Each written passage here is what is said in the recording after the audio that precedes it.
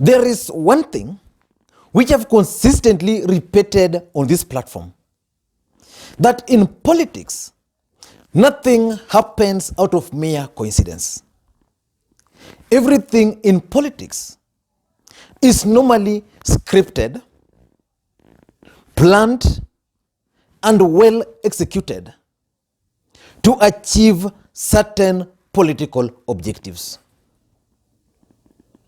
And for those who are following the politics of this country, something big happened last week.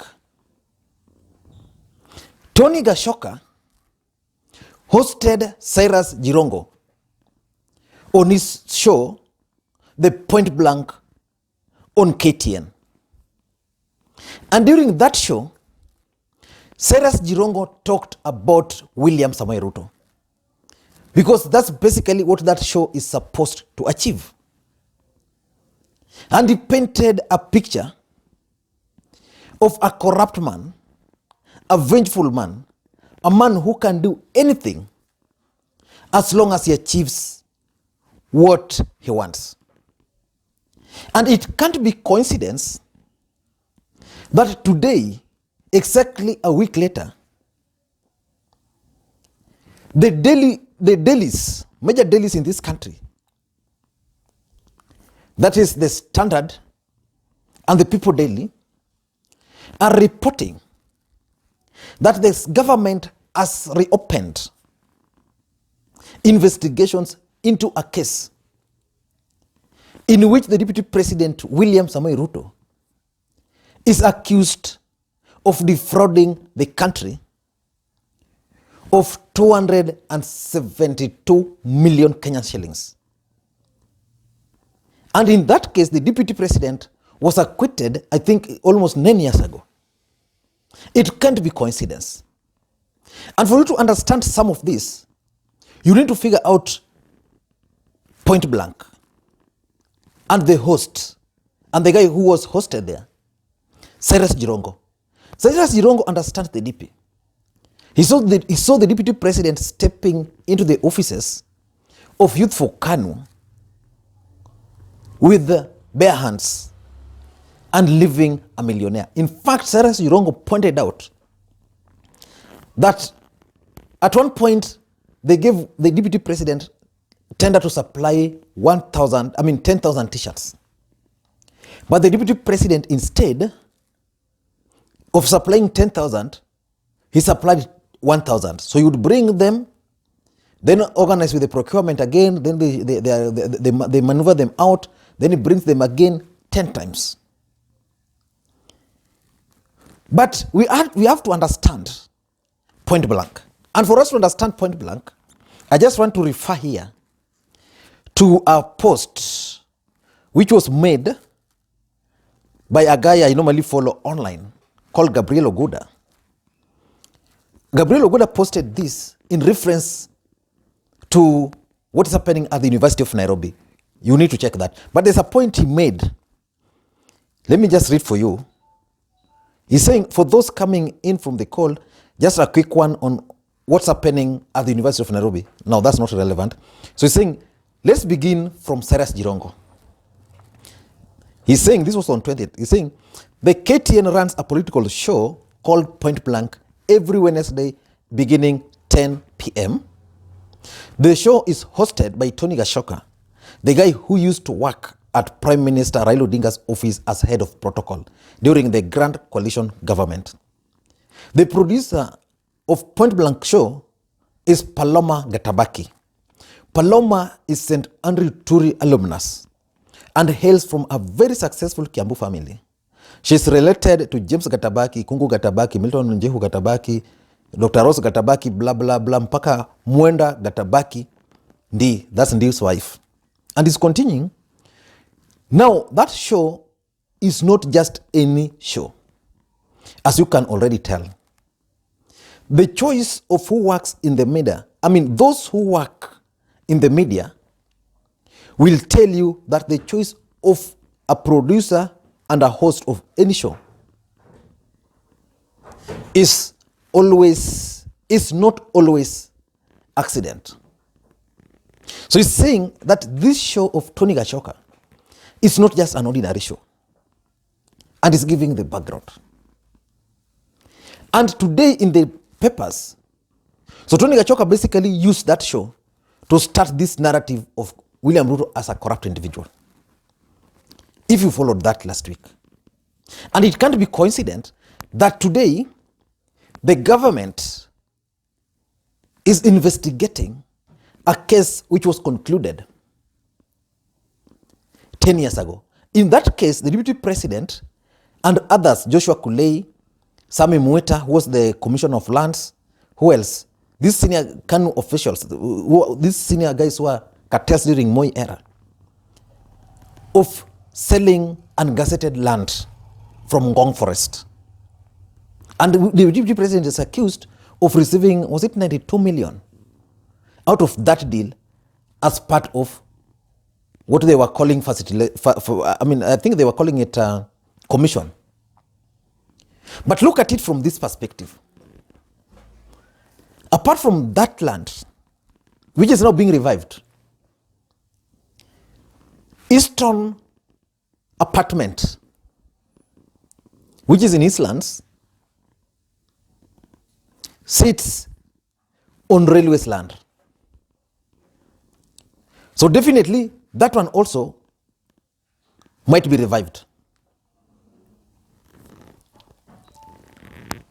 Western Hotel sits where? Western Hotel sits on the land belonging to Kenya Civil Aviation Authority. You can call it airport, the Kenya Airports Authority. That case is active. And I won't be surprised if those bulldozers, the Sani, will head there anytime soon. Then Amaco, another company associated with William Samoei Ruto, is currently under liquidation. Why? Because it can't meet its obligations. So the government is planning this. Let me just make reference to the Daily, People's Daily, because I thought People Daily was bought by William Ruto. I don't know why. What's happening? I thought it was bought. So People Daily is reporting. Let me just open it. People Daily is reporting that the state has reopened investigations into a case in which the deputy president was accused of defrauding government agency of 272 million. Fresh investigations have started 9 years after Ruto and his co-accused were acquitted of charges of defrauding Kenya Pipeline through sale of gazetted land forest. So the People Daily has learned that the DCI has lined up several individuals for questioning about the saga, which almost cost Ruto's political career in the past. Listen to this. Detectives have already questioned officials of 4 companies. These were the companies who were involved. Big commercial agencies, Priority Limited, Celtic Multisystems Limited, and Somog Limited, which were linked to the DP as they seek to unravel the money trail afresh. So basically they want to follow how that money flew. Lawyer Kato Akigen confirmed yesterday that he had appeared before Chief Inspector Patrick Maloba of the Land Fraud Unit at the DCI headquarters on Kiambu Road. Who is Kato Akigen? He appeared before them. Kato Akigen is the lawyer of the Deputy President William Samoei Ruto. A surveyor who handled the land transaction has also been summoned, as well as officials from law firms and banks that handled the cash. So these guys are coming for the Deputy President William Samoei Ruto. And remember, most of you guys might not know that the reason why the Deputy President William Samoei Ruto defected from ODM to Jubilee was because of this land case. Kibaki saved the Deputy President when he was almost being jailed for this. And the Deputy President felt Raila Odinga never helped him.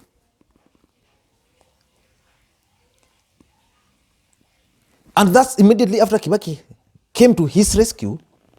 That's when he decided the best thing for him was not to leave Raila Odinga and go to Kibaki. But he failed one thing. He failed to understand that system always keep the records. In my view, he ought to have ensured all the trails of this money was completely made clear to investigative agencies. I don't know how they are going to go about it, but I think this case is being revived to help achieve some political objectives. Number one, I think the system just want to drag William Samoei Ruto through court corridors. Because in this case, he will have to appear in court in person.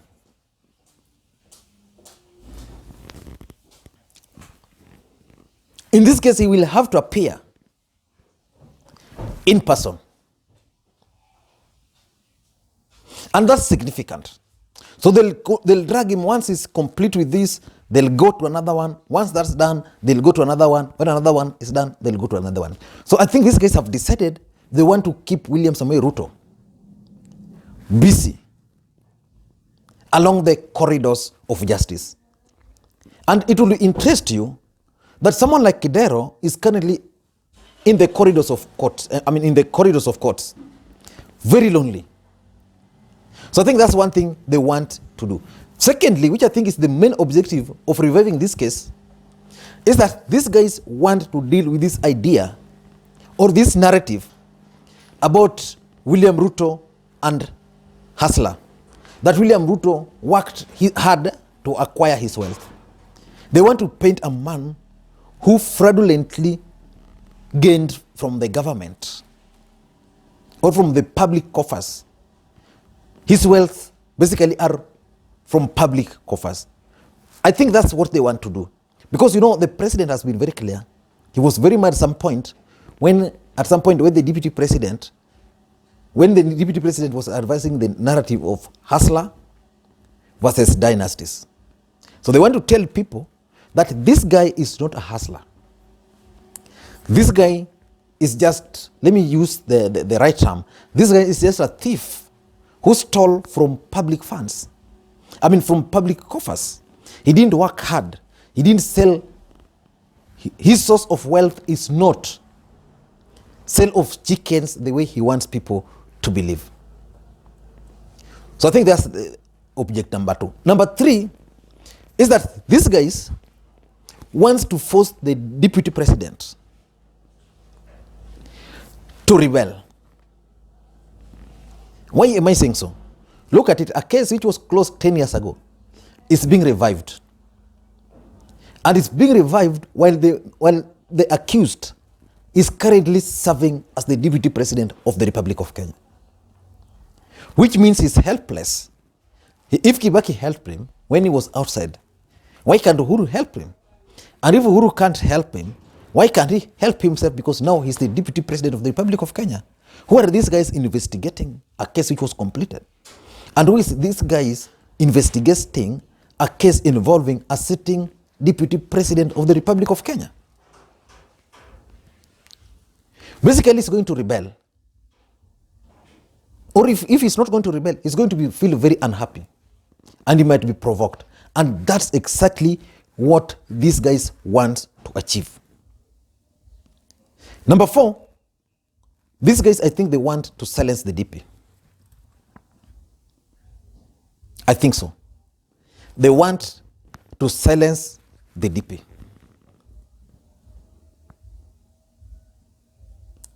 Because what can the DP now do? He had accepted that the land in Weston was stolen from KAA, and he was willing to refund the money. The government is saying they don't want the money. What do they want? What about Easton? And which other cases are they going to revive? So the alternative would be for this guy to relax. And that's how systems operate the world over. And lastly, I think there's a plan to lock the Deputy President, William Samoei Ruto,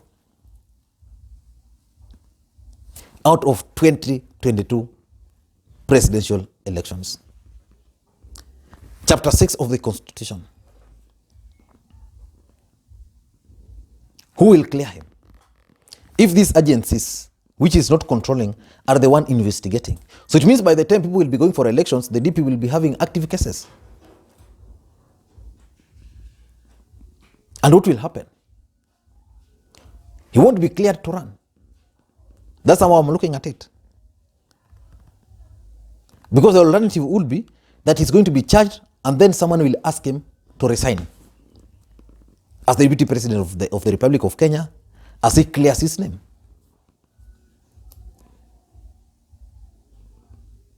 So in my view, it's not a coincidence that these cases are being revived. The system, as much as you may like it or you might not like it, the system is now out to fight William Samoei Ruto. And it's not just the system. We can single out President Uhuru Kenyatta. Because as the president of the Republic of Kenya, if he told those guys to stop for now, these guys will not open these investigations. I don't know what you think. But I think Uhuru Kenyatta is now out to completely destroy his deputy. And if you're bumping on this video for the first time, I want you to just do one thing. Just take a minute. No, 2 minutes just long. A minute is long. Just take 2 seconds. Hit the subscribe button so that next time you produce a video like this, you get notified. And to the subscribers, I want to continue thanking you guys for your continued support. And just like I normally do, there's only one request I always put to you guys. And the request is simple. Help me create interactions. Interaction simply means if you like the video, you click the thumbs up. So it costs nothing. Just a second, then you are done. If you don't like the video, just click thumbs down so that I can know the kind of content which people like and which people don't like, so that next time we are making a video, we know the kind of videos we make. And the best alternative, or the best one, is just drop your comments. So that when I read those comments, then I can get the thinking of the subscribers you are thinking. Then we can now make even more engaging videos. Thank you guys. And yesterday I made a video on Tanga's latest move to join NASA rallies. To join BBI rallies, especially beginning with the Mombasa. I'll follow that very closely up to Saturday. And I think I'll be doing videos like the next video I want to do is what should we expect? What will happen between Tanga and Kelaweke in Mombasa on Saturday? What will really happen? I want to make a video on that. Thank you guys, and please may you have a good day.